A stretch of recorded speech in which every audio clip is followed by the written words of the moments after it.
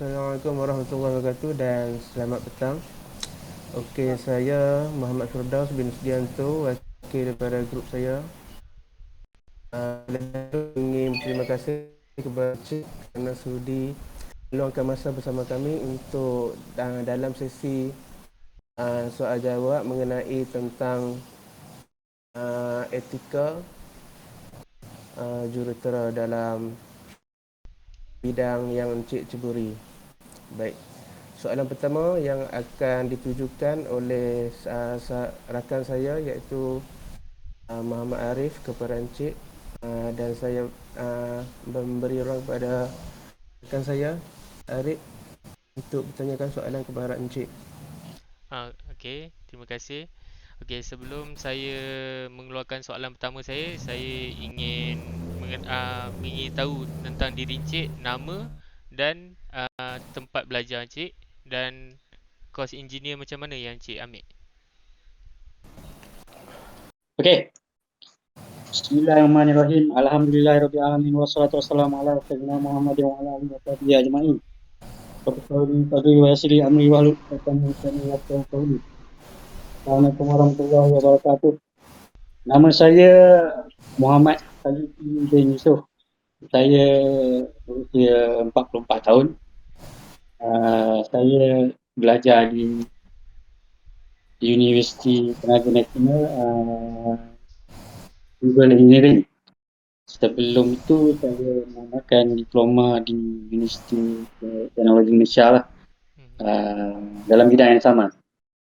Jadi sekarang saya berkhidmat sebagai jurutera kanan di sebuah firma perunding yang Interstate yang berada di Kuala Lumpur. Jurutera awam. Saya telah berkhidmat di sini selama 4 tahun.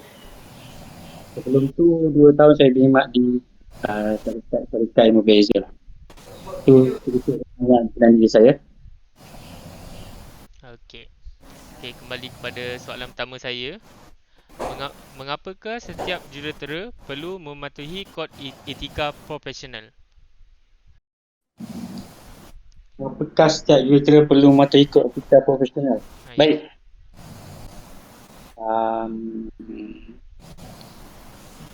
Kita sebagai seorang jurutera, kita perlu patuh dengan kod etika sebab itu bukan satu peraturan yang kita kena follow.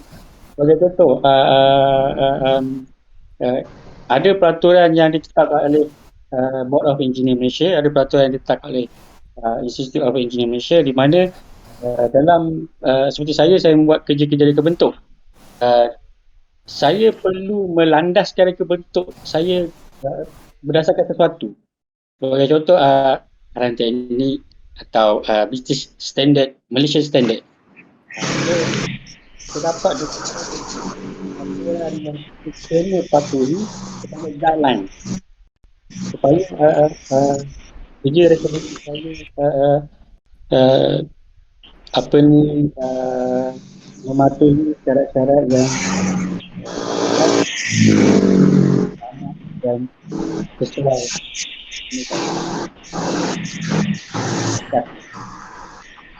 Okey. Baik. Okey, soalan kedua daripada saya. Bolehkah Encik terangkan mengenai etika personal dan etika profesional dalam kerjaya jurutera? Baik, etika personal. Etika personal ni adalah kepribadian kita sendiri. Kepribadian kita sendiri yang kita bawa daripada kecil. Bagaimana kita dilatih oleh ibu ayah, bagaimana kita dilatih di sekolah, di universiti.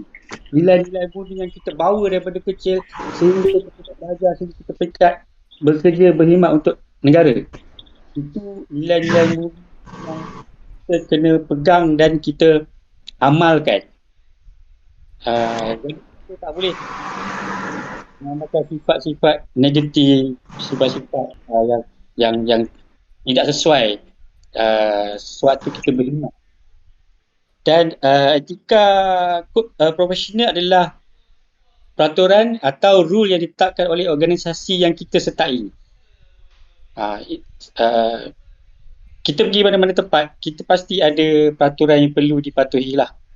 Jadi saya sebagai engineer, saya perlu mematuhi peraturan yang ditetapkan oleh Lembaga Jurutera Malaysia dan Institut Jurutera Malaysia lah. Perlu dipatuhi dalam kerja-kerja, dalam saya menjalani ataupun membuat kerja-kerja reka bentuk bagi mana-mana projek yang saya perlu siapkan. Macam itulah. Okey. Okey. Soalan ketiga daripada saya, apakah syarat-syarat untuk melayakkan diri bagi menyertai jurutera graduan dan jurutera profesional yang terdapat dalam Lembaga Jurutera Malaysia BEM? Baik. Bagi untuk jurutera graduan, tak susah. As long as kita mengambil kursus tertentu, sama ada kejuruteraan mechanical, electrical, civil, marine. Jadi kita layak menyertai BEM sebagai jurutera graduan. Syarat-syarat lain tiada syarat-syarat lain kecuali kita dapat masih dalam peringkat pembelajaran kursus-kursus tersebut lah, kita sudah boleh mendaftar walaupun di tahun pertama. Okey, bagi jurutera profesional, kita perlu ada pengalaman dalam reka bentuk selama 3 tahun.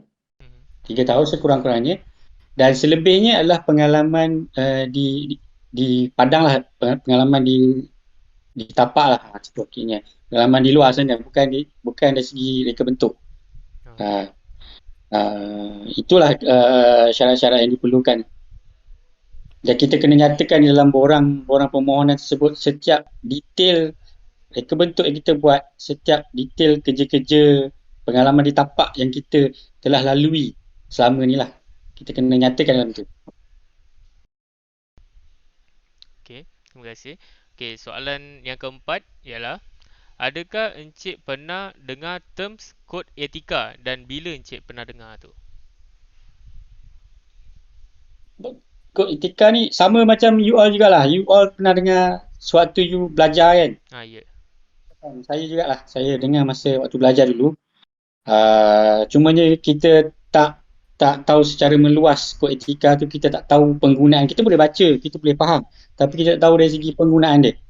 Dari segi benda tu datang sendirilah. Kita akan rasa tanggungjawab, liability tu. Okay, so saya mendengar kod etika ni sewaktu saya belajar dalam bidang saya ini.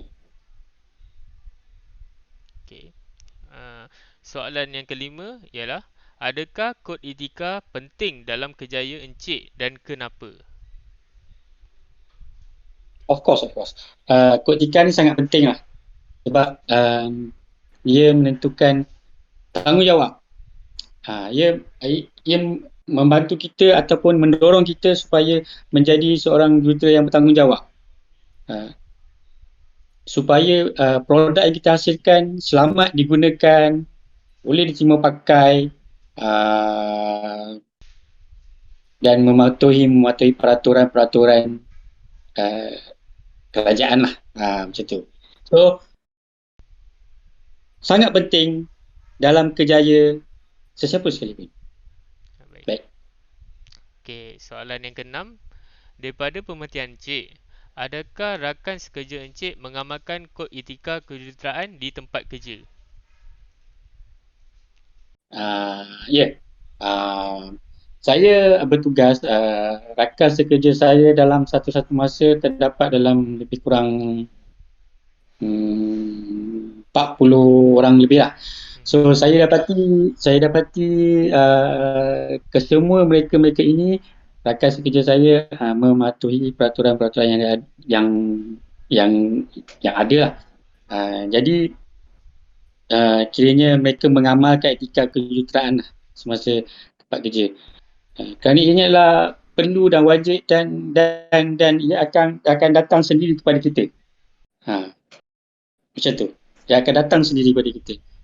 Apabila tiba masanya, you all akan rasa benda yang sama. Mhm. Okay? Okey. Okey, soalan yang ketujuh. Bilakah Encik berada dalam kedudukan untuk menguatkuasakan etika kejuruteraan di syarikat, dan apakah bidang etika yang Encik tekankan? Um, saya berpendapat bukan hanya individu tertentu yang berada di kedudukan untuk menguasakan etika tersebut. Mana-mana etika yang ada. Um, Setiap orang terlibat. Setiap individu perlu mengamalkan dan mendorong rakan-rakan sekerja untuk mengamalkan etika-etika yang sepatutnya dipegang lah. Mhm. Jadi setiap orang perlu merasa, setiap orang perlu bertanggungjawab dalam menguasakan etika tersebut. Okay. Okey. Okey, soalan yang ke-8. Uh, apakah bilangan kod etika yang Encik fikir tidak penting dan mengapa? Um, Ulang balik. Apakah bilangan kod etika yang Encik fikir Apakah bilangan? ya, Bilangan maksudnya bilangan berapa? berapa? Kita mulai ini berapa? Kiranya berapakah kod etika yang tidak penting untuk Encik dan mengapa? Oh, okay. Bagi saya, kod etika adalah suatu benda yang penting. Jadi bagi saya, tiada kod etika yang tidak penting. Okey. Semua kod etika adalah penting dan kita perlu memberi tumpuan kepada setiap kod etika yang telah digariskan. Baik. Baik. Soalan yang ke-9. Adakah menjadi kesalahan apabila jurutera yang tidak bertauliah menguruskan projek yang bernilai juta ringgit? Ya, adalah menjadi kesalahan. Tidak semestinya projek yang nilainya jutaan ringgit, Mhm. ribuan ringgit, nilai kecil pun adalah tidak wajar diuruskan oleh individu yang tidak bertauliah, kerana ia akan melibatkan tanggungjawab dan liability, um, responsibility, uh, kerana orang yang bertauliah akan menentukan tahap keselamatan projek tersebut, keberkesanan, menepati masa, menepati kos, mematuhi undang-undang Mhm. dan sebagaimana yang penting lah. Jadi uh, adalah tidak wajar projek, mana-mana projek diuruskan oleh individu yang tidak bertauliah. Baik. Okey, soalan yang terakhir daripada saya.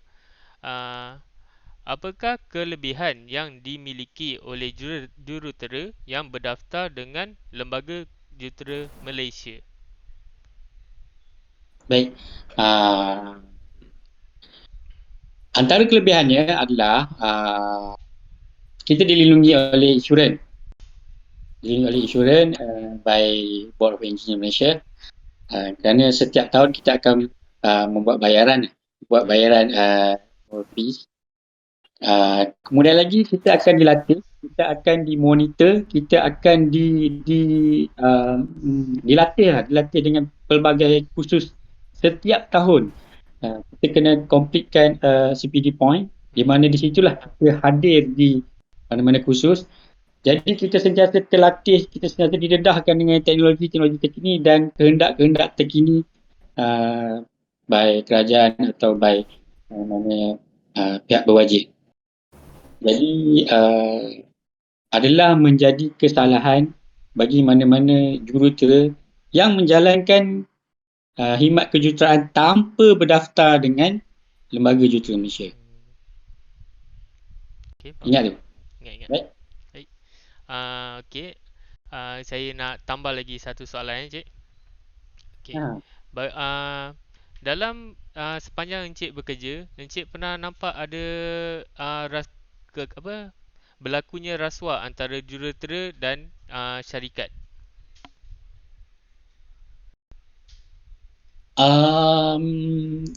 Saya boleh nyatakan keadaan itu wujud dan ianya kadang-kadang berleluasa dan tidak dapat dikawal. Mhm. Tapi ia bergantung kepada individu. Um, saya sendiri tidak bersetuju dengan keadaan tersebut kerana ianya memberi kesan yang buruk kepada kualiti kerja, kepada keselamatan, kepada produktiviti, kepada banyak perkara lah, perkara negatif sekiranya mengamalkan uh, rasuah Mhm. dan pemberian yang mendorong kepada yang contribute kepada membuat keputusan yang tidak tepat. Jadi kita tidak boleh mengamalkan perkara-perkara negatif. Kita tak boleh mengamalkan rasuah. Kita kena pegang ikut etika yang telah digariskan. Itu saja saya dapat katakan di sini. Jadi tindakan sewajarnya kepada pelaku sekiranya melakukan rasuah, apa tindakan yang sebaiknya untuk kita lakukan, Cik? Kita wajib laporkan sebarang aktiviti rasuah yang kita lihat, yang kita apatah lagi kita memang tak boleh buat. Yang kita lihat, kita ada bukti, kita wajib laporkan. Wajib laporkan. Mhm. Ya. Sekiranya kiranya orang pelaku tu mungkin akan dibuang atau digantung ke atau list namanya. Oh, sekiranya berlaku dalam syarikat, kita laporkan, sudah pasti tindakan akan diambil. Tindakan pada peringkat syarikat adalah dibuang kerja, dan tindakan di peringkat lembaga cuti Malaysia juga akan pendaftaran beliau akan ditarik dan kemungkinan kes dibawa ke mahkamah. Mhm. Jadi prosedur undang-undang biasa tu akan dijalankan lah. Baik. Jadi ini adalah satu perkara yang sangat tidak baik. Okey. Okey. Itu sajalah daripada kami soalannya. Okey. Okey, sebarang salah dan silap mohon maafkan. Okey, terima kasih kerana Baik. meluangkan masa bersama saya dan kawan-kawan untuk sesi interview ini. Okey, terima kasih. Sama-sama. Saya ucapkan you all final year ya. Ya. Ya, Saya Cik. ucapkan you all berjaya dan selamat datang ke masa depan. Rajin-rajin belajar dan sikit ni habis kan. Hmm. Okey. Jaga diri, stay safe. Okey. Okey. Baik, terima kasih Okey. Terima atas kasih, Cik. pesanan. Sama-sama. Hmm. Assalamualaikum. Waalaikumsalam. Waalaikumsalam.